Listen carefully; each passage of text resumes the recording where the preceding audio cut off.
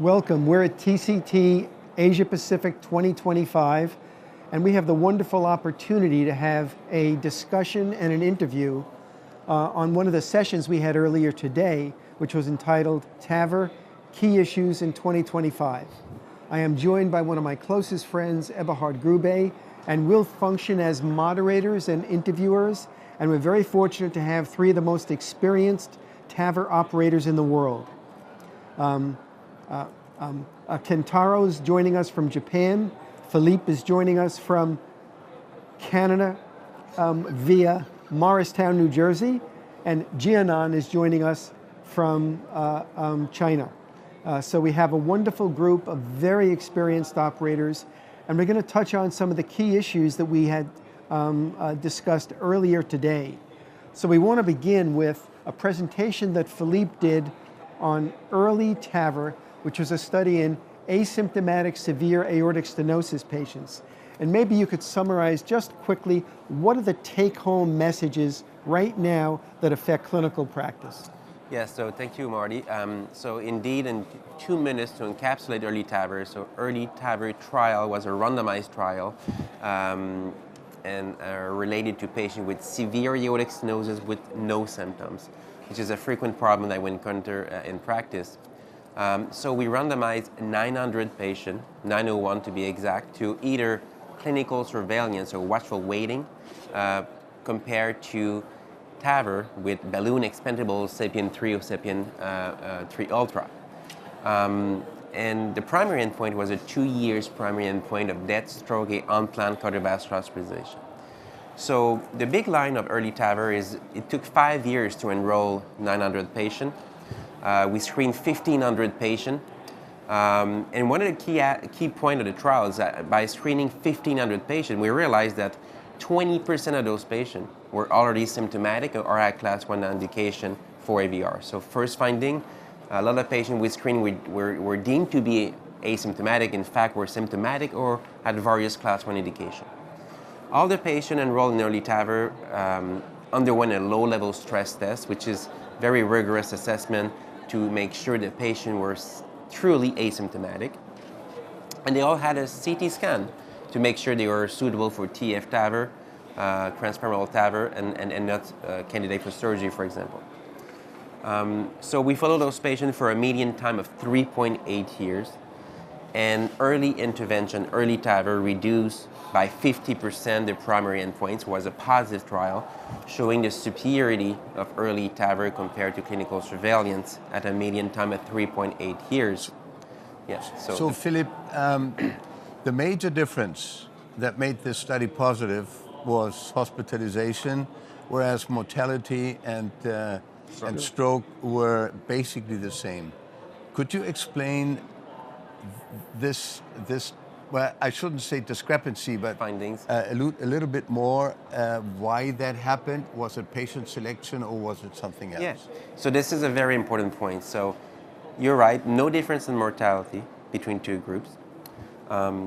There is a difference in stroke, but that was almost significant, so a trend to less stroke with early intervention, which is we can discuss later, but very important finding. And like you mentioned, mainly a win for early TAVR in terms of unplanned cardiovascular hospitalization. So there's two things. Why we didn't see a difference in mortality? Because we really didn't let the patient die, I will say. So in the watchful waiting group, we were very, very prompt, and we were follow those patients with what we call active surveillance. We were watching them, and as soon as they had symptoms, within 32 days, in average, we treat them. So we didn't expose the patient. We didn't the patient very symptomatic for a long time. So I think that's the reason why we mitigate mortality by having a very rigorous active surveillance. And as a matter of fact, 90% of the patients were treated within 3 months as soon as they get symptoms, which is extremely good and probably not real life. This is probably not what we see in reality. The other thing is, but the therapy TAVR used in this trial is very good. The mortality, the cardiovascular mortality in both groups after AVR was 0%. So, which is very different than surgery. If you wait for a patient to have symptoms, it's going to start to be diminished. and you do open heart surgery, you're probably going to have more mortality than within 30 days. So I think the combination of active surveillance and then the combination of a very less invasive procedure led early TAVR to have no difference in mortality, which, by the way, is a good thing for the patient. You know, it's interesting when you do a study like this and you see a 40 to 50% difference in the primary endpoint, everybody says, well, this should be a class 1 recommendation, it should be immediately adopted. Mm-hmm. The fact that all the components of the primary endpoint were not concordant made people wonder a little bit. So I want to ask my other two friends, Kentaro and Jian'an, when you look at the data, how would you change your clinical practice today based upon these results? So I think the early TAVR trial gave us the strong recommendation. So when we treat the asymptomatic patients, so we need to consider closely keep an eye on the progress of the aortic stenosis, whether the orifice or the hemodynamics, like the velocity of the flow is changed. So very important to keep an eye on the progress of the aortic valve stenosis. Especially we may need to ask the patients to do more echocardiography check. So would you get a low-level stress test in all of your asymptomatic patients? So you mean to actually get a formal stress test to see if they really do have symptoms? Oh yes, depending on yes, we will do the stress test to stimulate, to trigger the symptoms. That's very important in our daily practice. Kentaro, would you change your practice? Would you get CT scans on all the asymptomatic patients with severe AS in preparation for possibly moving more quickly if they become symptomatic? Yep. I think that the result of the early TAVR provides a very big insight to the patient with any symptom. And the main difference was driven by the heart failure rehospitalization. I think that it's quite important to choose the right patient who can merit from the early intervention. For example, the patients are quite old, then maybe the hospitalization will be bad for this kind of patient because they lose their quality of life and hospitalization will be quite long. So maybe we can think about the early intervention. On the other hand, if the patient is quite healthy and young, so maybe once we put the valve, the clock starts ticking. So we need to anticipate the degeneration of the valve prosthesis. So we really need to tailor-make our approach to each patient. That's very, very important. Since the trial, I know that Philippe has been very busy. He's already written 4 more papers. We've done a lot of subgroup analyses. Do you want to preview any of the newer data that you're going to be able to present or have presented since the original clinical trial? Absolutely. So there's 2 points that are very important, relate, I will say, to the natural history of the disease among patients that are randomized to waiting. How do they evolve to symptoms? That was one of the main findings of the trial is at 6 months, 26% of the patients who already had symptoms were needing an AVR. At 1 year, more than 50% of the patients need an AVR. So first thing, the progression to symptom was very quick. By 2 years, 71% of the patient needed the valve. So that's made the argument of the valve degeneration a little bit irrelevant because the vast majority of patients within 1 year or 2 years will need a valve. The second thing that we published and we presented also at ACC is the mode of presentation. How patients landed in the symptomatic zone when they were waiting. And what we found out is 40% of the patient convert to symptom that we call acute or severe symptoms, what we call acute valve syndrome. So 40% of the patient will need a valve and they kind of crash and burn before getting their valve. And we know that those type of symptoms were associated with more mortality, more heart failure, and especially more stroke. So it seemed that if you wait, you have 40% chance to have severe and acute symptoms, which is going to translate into a significant increase in stroke risk during the delay procedure, longer length of stay, and also increased costs to the system. So I think those sub-analyses, like you mentioned, are extremely important to understand what is the cost of waiting. Yes, we don't have difference in mortality because we're extremely good to treat those patients and to follow those patients. But the cost of waiting will be translated into increased stroke when you wait, especially if you have severe symptoms, and increased costs to the healthcare system with delay, with longer hospitalization and repeat heart failure hospitalization. So I think those data will be available very soon in form of diverse publication, also validated with diverse data set. Registry and real-world data, but I think those are very important. The other important data that Brian Lindman, my partner in crime in early TAVR, published at ACC and in the circulation is the role of biomarker, NT-proBNP. NT-proBNP is a class 2A in the guideline, and the guideline says if you have threefold increase in NT-proBNP, it's a class 2A indication. Turned out actually that in early TAVR, the benefit of early TAVR was superior, was more important in patients that had normal biomarker, and the patient that had elevated biomarker had a worse outcome, meaning that if you wait for elevated biomarker, you're too late. So I think it's going to take time to digest all those findings, to put them together, but I think Brian Lindman, what he did nicely is to show that the class 2 indication in the American guideline and the European guideline is too late in the game. We're waiting for damage, we're waiting for elevated biomarker, that is already too late. Is an alarm signal that said you miss your point of benefit. So I think this is a two subset, acute valve syndrome from early TAVR and the biomarker that were both presented at ACC this year that will help, I think, to shape the guidelines significantly and help to shape our practice.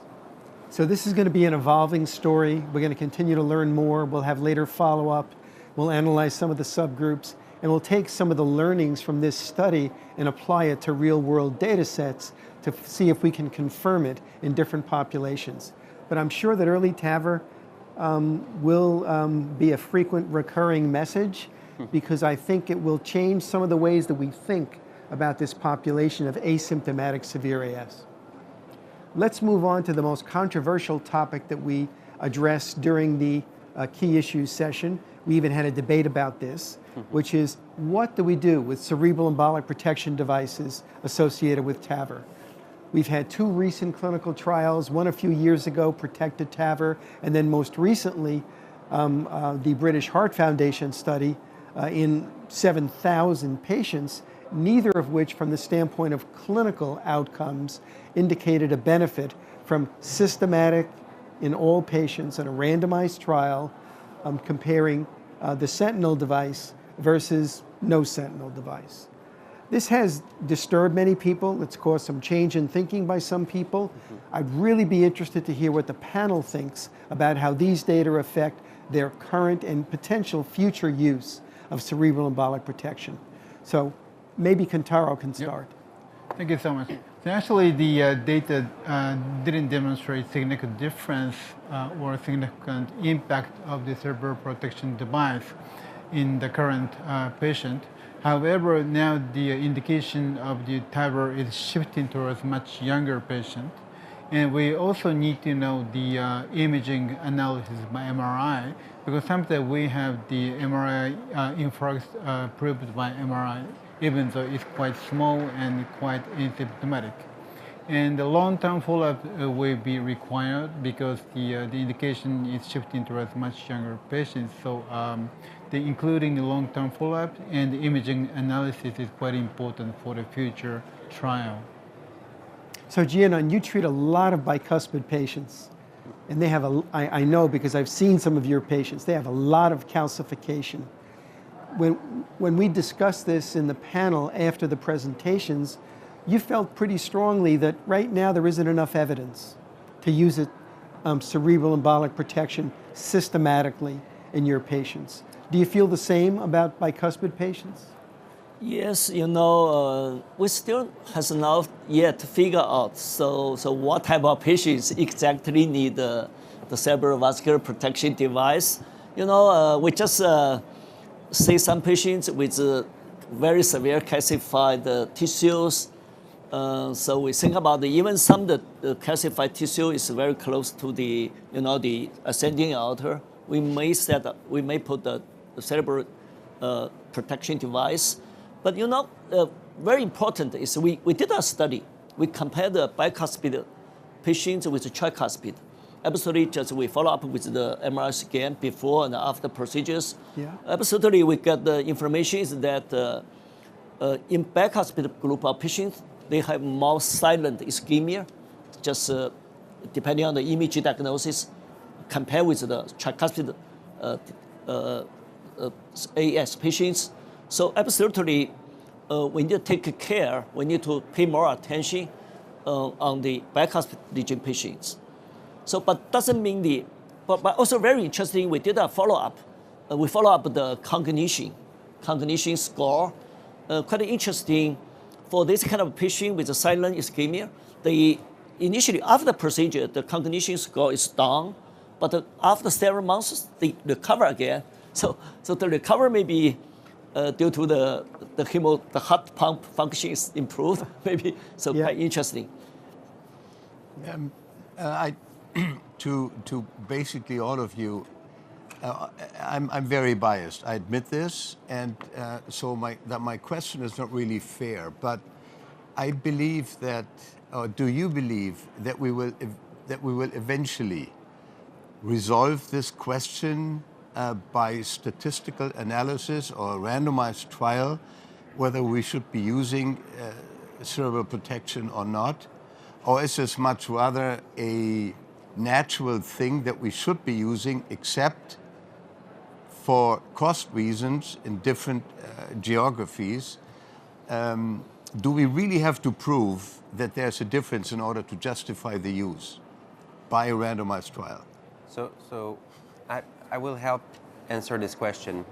It's very difficult, but one thing I know is stroke is the most vexing problem in TAVR.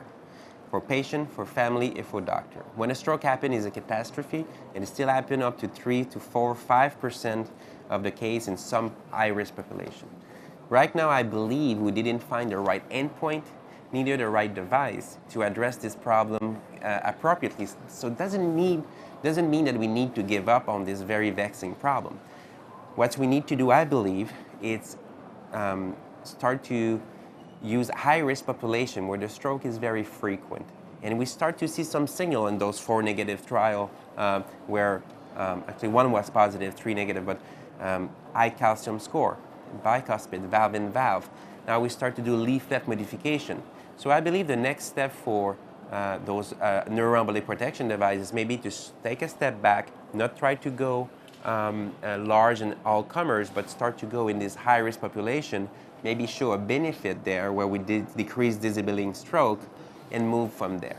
Because to go all comers, you're right, stroke risk is maybe 1 to 2% in low-risk patient, maybe 4 to 5% in high-risk patient. So I believe that we need to take a step back and maybe with different device that will be more effective. So I think that we need better endpoint, better device, and probably different population. Yeah, and remember the British Heart Foundation study, only 81% of the patients actually received cerebral embolic protection using a device that didn't provide 3-vessel coverage. Exactly. So better devices, carefully studied populations, and perhaps some better endpoints focusing more on imaging to give us a better understanding of what's actually happening before we embark on a multi-thousand patient study. And I think that the other thing is we focus a lot on neuroembolic protection device to decrease stroke, but we should see that as a strategy. What are the other strategies to reduce stroke? And obviously, like you, Eberhard, I'm biased, but I believe that we should start to treat earlier population, maybe moderate AS, where there's not a lot of calcium on the valve, and I think you're going to see very, very low stroke risk. So I think if you wait too long with a calcium score of 6,000, this is where you have high risk of stroke. And it's not only about the protection, it's about also other factors. So more to come on this topic. So maybe the last question, we only have a few more seconds, has to do with new TAVR technologies. We're seeing so many different devices that are now being introduced.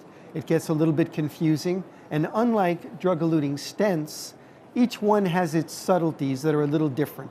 So unless you have enough experience with each device it's hard to use them optimally. But I accept that there are differences that would make you want to use either a balloon expandable or self-expanding or a device that would allow you to treat aortic regurgitation. How many devices do you expect to see in your cath labs to be able to treat the full spectrum of patients with aortic valve disease? Kentaro, what do you do in Japan right now?